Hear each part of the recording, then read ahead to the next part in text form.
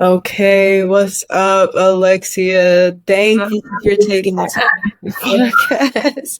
Right, this is when I tell you this is a busy woman right here, but you all about your business. So thank you. You're like a walking, talking masterclass in reinvention because like you lit up the court, you were successful there.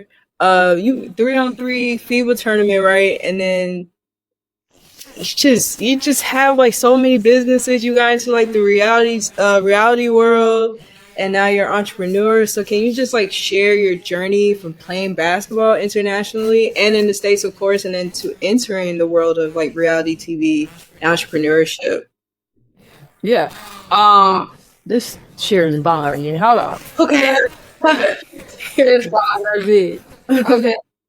Um. Basically, I went to McEachern. Well, firstly, I went to Lindley Middle School, and then I transferred to McEachern. Mhm. It was in the 7th grade to TAP, and then I went to McEachern, played 4 years. But see, when we went to McEachern, we weren't really getting recruited like that. We weren't getting help. We weren't. We had at the time the best team. You went the furthest in the state. Went to the Final Four. Mhm. So I ended up going to Gardner Webb on a track scholarship. So I played basketball, volleyball, track. I was 12 out there in track. Wait, because track you just run a time. Uh, I went to Gardner Webb because they were going to allow me to play basketball and learn track. So when I went there and it didn't happen, it was really the coach trying to redshirt me a year to give the senior guard, a chance to play. When you said that. So I could have just went to Tennessee Tech or what other school that I was going to do dual scholarships.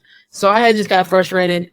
And I was trying to transfer at a meantime. So I had like Elon and what was it? Appalachian, like six other schools, but back then you had to sit out a year. So I transferred to all these states, so I didn't have to sit out 1 year. Once I came there, played 4 years, going to HBCU is totally different. Like they don't take at the time, I feel like they didn't take basketball as seriously as I liked them to. No. And my coach, he was always like, "Oh, after college, you're not going nowhere." I'm like, "What?" So I think I always tell people these wild stories because it was always somebody in the rear view always saying, "Oh, you're not gonna do this after a certain amount of time." But I think you only once you play middle school, you got all these friends. You know, let's go to high school. You make varsity. I made varsity as a freshman. The playing gets lower as far as the friends. Then when you get to college, them aren't playing anymore. I lost you there. And now it's just me playing. So now, after college is over, Lexi, can you hear me? Okay. I don't know what to do. So then we found out there was a semi-pro team in Savannah. Went down there, played semi-pro. After I quit in. You're back. Down there, played semi-pro. But I had weird numbers. It was like I was averaging 7 assists, 7.7. It was the weirdest stat line. When I was coming back up, the guy that used to train with my best friends, her name's Janice Harvey. She holds a lot of records at Detroit. He called me and was like, "Hey, you in town?" I'm like, "Yeah, on the way back from Savannah." He was like, "Pull up to Georgia Tech." And I was like, "For what?" He said, "Bring your hoop shoes." I walked to the door. I get cussed at like, "Why did you sign my waiver?" So I'm like, okay. So I signed my waiver. I ended up being on the Larry Train practice team and I did really well. I think the news was there. And I got all the steals from Aiden Country. So, and I thought we went right after. They posted, "Hey, we can't pay you and none of that, but we'll give you some free gear, some tickets to the game, and you can put it on your resume, send you on the practice ticket." I mean, this was all about it. And that's before it's a thing where it's a thing now. Like, this is where it was only guys. All the guys were leaving from summer school or something, and I came right in. It was just weird. So then my best friend at the time, Stanisha, I always speak about her.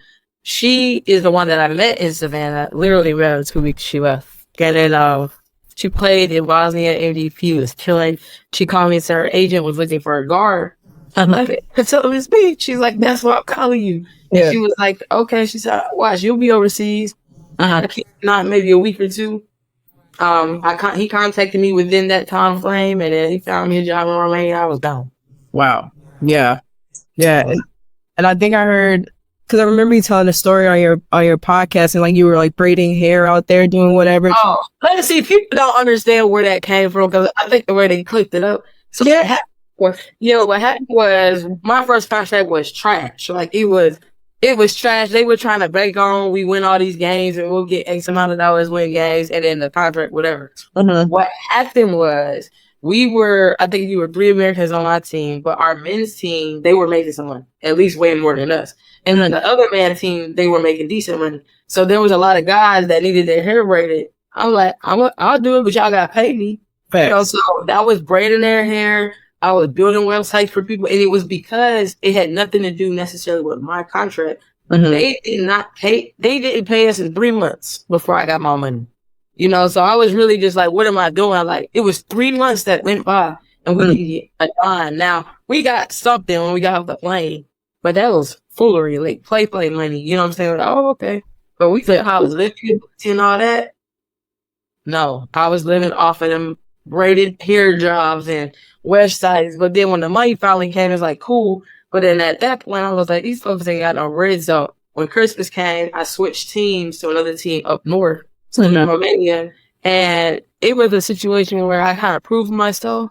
And then after that, my contracts came. I started making package deals. I started getting on my friends who were trying to find somewhere. Like, even if they went to Auburn or big schools, they just didn't know what to do. So I was like, I'm about to be the plug. Because when I was out there, I was talking, I was playing, I was hooping, I was doing well, but I was also making connections, and I do that anyway. So when they're looking for a player for X amount of dollars, I'm like, oh, I got one. Oh, I got this. Oh, who you need? Boom. So by the time I was doing my career, while I was playing, I placed 39 girls and guys in Europe and Latin America. Wow. Yeah. That's awesome. And it seemed like you always help out someone else. Is it because like other people helped you while you were trying to figure out your footing in basketball? Like your friend called you for a lot of dreams, and then your friend called you for, I think you said Romania, right? Was the country? That's the same person. I think what it was is the type of person I'd grown to be from going to McEachern. I felt like I wasn't helped out. I felt like that I always had to figure it out, and people don't think like me because nobody can't tell me no. Yeah. I wasn't good enough because I had schools. I had Division 1. I had Division 2. I had basketball, volleyball, track. I had big schools for track, Georgia, Clemson. But I think it was more so I just don't like somebody telling somebody that they can't do something, because my family has always instilled to me, can't nobody tell you can't do something. And I remember when I was trying to get my passport, I'll never forget this. I was trying to get my passport. I was broke in high school. Early my grandpa, and that's why those are my best friend. My grandpa, my dad, he passed away. My grandpa did in 2010. But I remember he took all the money he had to go take me to go get my passport, to go get the face taken, to go do all these things, because it was more detailed back then. Now it's a click of a button and all this. But I remember even when I wanted a cell phone, he took wherever he had to go get me a cell phone, because I didn't really get a cell phone in high school till the 10th grade. But now these days, kids walk around middle school with cell phones. I just think that, I don't know, that's a big question. I ain't nobody never asked me that question. I just think it's me being a good person. Yeah. And I always felt satisfaction and gratitude when I saw somebody accomplish something that they didn't even know they could do, maybe. Yeah. Yeah. Yeah. And do you think your like athletic mindset and your mindset you already have helps you in your everyday life and like in your businesses right now? Sure. We're 1%ers. There's a lot of people that's not even getting overseas, let alone, that it's 3 to 4 Americans on each team. Some teams, countries where I was the only American and I was aggravated. Then once I started to see there's a path here that people need help both ways. Some managements, they have the bread and some don't. And so how much you gonna spend an X amount on this type of player? Well, I got every type of player you need, who you need, what you need, how much you trying to spend. You don't know this, but I used to come home in the summer, and it was actually when you played. Me and this tall guy named Chris Jones, we used to go up into McEachern like early in the mornings and work out. And I remember it was you and Tay. I remember that. And I was like, "Who these really young kids?" And then it was one girl walked up or said something, and when I told her, "Hey," she was like, "Cause I'm 10. I was like 10 years older than her." But it's so funny that from where McEachern was, because McEachern was powerhouse track. McEachern was powerhouse men's basketball, John Smith, all of them. McEachern girls was always powerhouse. We just never won state. We won every year. Like every year. And then when we lose, it would be either the first round or the second round. Probably the second round of playoffs. Until my senior year, we went to the Final Four. And to be transparent, we probably could have went to championship. At the time, Phoebe Smith was our best post player. She was pregnant, and we didn't know it until after the game. I was like, why is this girl in foul trouble? But it is what it is. I think that how McEachern has elevated, and seen reasons and seen like y'all had a lot of help, and I don't mean it like in a way. I like when some of the players that played when I played, like Deidre Jones and them, and I break some stuff, records. And I looked up and I don't even see the jersey. It's kind of crazy. And I looked up because you're good. I see your jersey. I see another girl's jersey. I'm like, our class did. We ours too. Like, where is it at? But I just see the dynamic. This to see like when y'all came in, y'all had a vision. Y'all coach let y'all have a vision. Like our coach wasn't doing all that. Like, our coach Abe said like this. She was white. It's like she started. The white girls, I just hate to say it like that, but it's like that's what happened. And then they would start, but we would come right in and play. Yeah. And the only person who started was Janice. Like that was the best player probably that ever come through the teacher. And I think it changed later. It changed, like she started when she started. Oh, I didn't really start until my senior year, but I always played heavy minutes. And it would be like, okay, Alexia, you're guarding Shaquille. And this is me as a freshman. Shaquille. Not starting. Why are you telling me this? Shaquille was their best player. Yeah. Best defensive player. So really, once those 2 minutes walk off the clock, go get into there. And I'm just like, yeah, I think that whole thing has always shifted my mindset about how people are, how the business is, and then you started to learn when you're overseas, certain Europeans have to play a certain amount of time. And I think I feel like I've dealt with that my whole life, Danny. I don't know, something like that. Yeah, would you say like those challenges were the reason that redefined like how you identify yourself? Yep. As an entrepreneur, yeah. And I just want to add, you're right. I'm a teacher. When I played, we did have like a family because we had trainers that would come to our practices and then train us after practice. And then you've seen us, like we'll be in the morning before school started working out. Like we did have like this little family, but everyone had the same goal, and we just got together. We knew that we had to gel as a team in order to bring McEachern their first championship. Because I remember being in middle school, I would come to the games, I would watch, the varsity girls play, and I always knew McEachern was great at track, really good at football. The men's team was great. The women were great. They just, wasn't winning. So dang, we were like that. We were training. We were doing all these things. We were in district. You know what I'm saying? We were all these things. And even when my parents, whatever they had going on, one moved in this house, one moved in this house, we continued to go to McEachern. People, they used to have detectives outside my house to make sure we were in district. I'm like, hold up. One is over here, one is over there. I'm like, y'all acting like I'm freaking Angel McCarthy or somebody the way y'all clocking to see if I'm in district. Like it's just crazy now because now it seems like kids can choose where they want to go. I just think the mindset was from the coach. Like you're having us playing regular basketball game, passing, like we've been running that since middle school. And when I see, because y'all were coached by Coach Arthur, so when I played, we used to run through them. She coached at Pillsboro. We used to run through Coach Arthur's team. So when I came trying to get back in the gym, I reached out to Coach Arthur. She let me in the gym, but that was never my coach. You know what I'm saying? So I would see some of the games. I'm like, that's not my coach. So it was different. But at the same time, she allowed me to get in the gym. She didn't have to do that. And I just, every time I just watch the game, like, man, we supposed to been had a ring up here. We supposed to, because like somewhere, Janice went to Georgia. Like some big schools, but chose FAMU because of her education. Like we were smart. Like, yeah, it was just strange. I don't know, child. Yeah, I get it. And shout out to Coach Arthur because she's big on just helping athletes. Like she has a giving heart for real. So your platforms, like how do you see yourself using your platform to influence young athletes and aspiring entrepreneurs? I think I did for a long time. But once you get out of basketball, you just kind of out of it. Like, Yeah. I would come home, have kids at McGee train.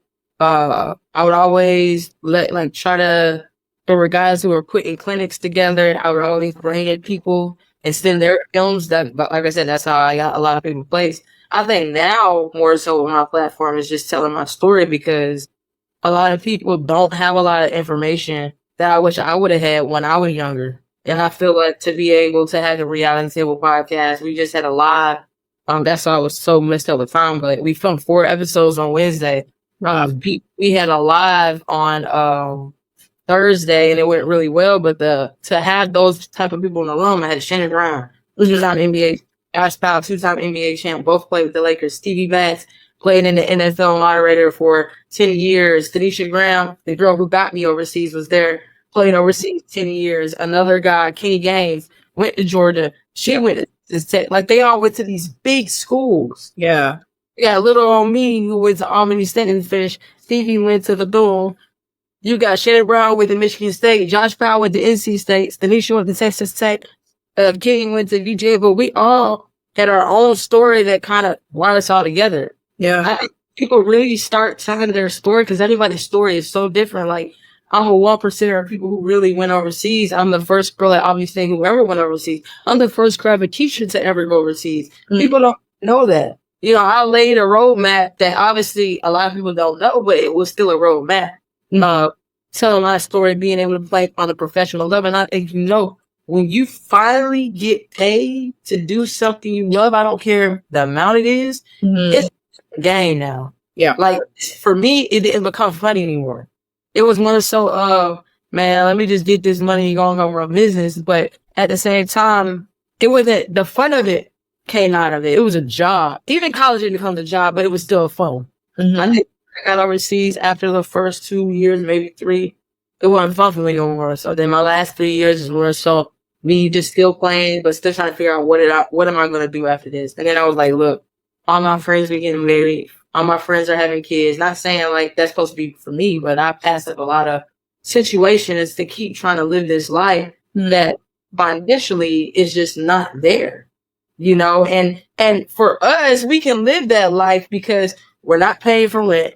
We're not paying for transportation. All that's paid for. Everything you're pretty much making over there, you're just really stacking. No matter what your contract is. But I think for me, I just always wanted more. And even when I was playing, I was in MLM making an extra $5,000 a month doing that. You know, so I'm living this type of life because of how I choose to live. But at the same time, you would have thought I was Lamont over there. The way to us and the way they took care of us. And I think it's a phase and a season. I think the best thing anybody could do is tell their story because a lot of people don't know what to do after basketball. Yeah. To figure it out. Everybody doesn't get to be an actress. You know, I tried that for a little bit and I was good at it actually because they liked the camera on me. But I didn't have patience to keep waiting on these jobs. Like, I need some money now. I got bills to pay. Yeah. So I go to the next thing, which is why I went into sales. And anybody knows the money's in sales. And I would do acting on the side here and there. But when I really saw my purpose was to help people, no matter what that looks like, whether it be playing somewhere, whether it be just guiding them, mentoring them, counseling them, I started to see that, you know, basketball has always been a vessel for me to move forward, but it's also been the blueprint to help me figure out my life now. Like, I treat my life like basketball. And it sounds so nuts, but I tell people when they make jokes, I say my life is basketball. Like, if you can't play with me, I was a point guard. I was a combo guard. So if it don't go a certain way, or if I don't feel like I can trust you to make the assist, I'm not passing it that way. You know, you have to have that discipline. Like, and being a woman in business, you have to understand a lot of people will try to run over you, especially in sales, because you're a woman. So now you're back to being that aggressive point guard. Like, you're walking on the court like masculine, but you're doing it to protect who you are and for them to respect you. And that's the business world, especially. I was the only Black woman, like how I feel, let's say last year again, 7 years that was making the type of sales I was making. Okay. That's all. Thank you, Frozen. You there? You got me? I think that's my animal. You know, Oh. I was the only person at my corporate job for 7 years that was making the type of sale that I was making. I was selling $50,000 worth of advertising a month. Wow. Yeah. And I think it gave me so much confidence. I finally walked away from the last year. So working on selling stuff. Yeah. Wow. And you spoke about your purpose. How were you able to find your purpose while you were like doing sales, acting? Trial and error, doing everything. Because I never knew. I never, like the job I had, I didn't know if I could sell. I figured I could. But then I was dating at the time, found it on Craigslist. I went in there, saw that they were making sales, saw little dots on the chart. I'm like, man, I'm going to sell more than him. Yeah. You know, and I just started putting that out there, kind of like with sports. It made me want to go be better than him or get more points than him, and I just ended up being an animal. I think after my first month, I ended up being the lead salesperson in the office and started being the trainer. And it just gave me a new justification of, okay, I'm competitive in sports and I'm competitive in it and this is what I'll do until I figure something else out. Yeah. You've always had that competitive quality, so it doesn't matter like what you get into, that's you. You're always we're always in a transition season. I think us as people, no matter what you do, no matter if it's you, I think more so the entrepreneur, you got to be just wired a little differently to want to be an entrepreneur. Money ain't guaranteed. You got to go get it. Yeah. You know what I'm saying? So some people float on that line of doing entrepreneur, because that's what I did for a little bit. Entrepreneur, reality television, and then trying to do other stuff to make money. But the craziest thing that I never thought about it to this day, that I was able to totally get money in my corporate job. It didn't even make sense for me to try to figure something else out. I should just put more emphasis into that, but clearly that's not where I wanted to be. So right, and you gotta listen to your intuition. So I know you're short on time, so I'm gonna ask you 2 quick questions. Now that the celebrity fundraiser game that you had that wrapped up, what else do you have in store for us, for the audience? What do you want us to know about? Yeah, so we got this. We're gonna do that one too. We got so now the reality thing of my podcast. I had 3 seasons. We're already filming season 4. My new co-hosts are Shannon Brown and Stevie Bag. So we got that coming up. We got Baller Alert coming up at the end of the month. We got some opportunities where somebody's probably about to pick up this podcast. And then the big thing, like I was telling you, was going on the road and just telling our story to different HBCUs about the transition. And, you know, people need guidance, mentorship, whatever that is, we're in. Nice. And then I usually ask 3 crazy questions, so I'm going to ask you one. If aliens came to Earth, I know. If aliens came to Earth and they asked you, take us to your leader, who would you take them to and why? It can be a cartoon character. It can be an animal. It don't matter who or what it is. Who would you take the aliens to? I'll just like cat. Oreo. I like that answer. Yeah. See, I found Oreo last year in September, and I was speaking about him because I feel like he gave me a new purpose. Like, I don't have kids or anything, but just me having to come home and feed him and give him, like, he's giving me responsibility. Even though I have a lot of responsibility, I think he makes it worth it for me. So, yeah. I have 2 cats, and I love them to death. They are entertaining creatures, to say the least. They really are. But Alexia, thank you so much for taking time out of your busy schedule. Honestly, you are an inspiration. You're the reason why I wanted to like start a podcast. You and April, because just seeing other athletes being entrepreneurs and making their way and telling their stories, I just wanted to tell my story, but also help in another way towards athletes that have trouble with finding their purpose, maybe later in life. So thank you again, and I will see you in the A whenever I get there. Yeah, you need to get it back. All right, sis. But yeah, I will. All right. Bye.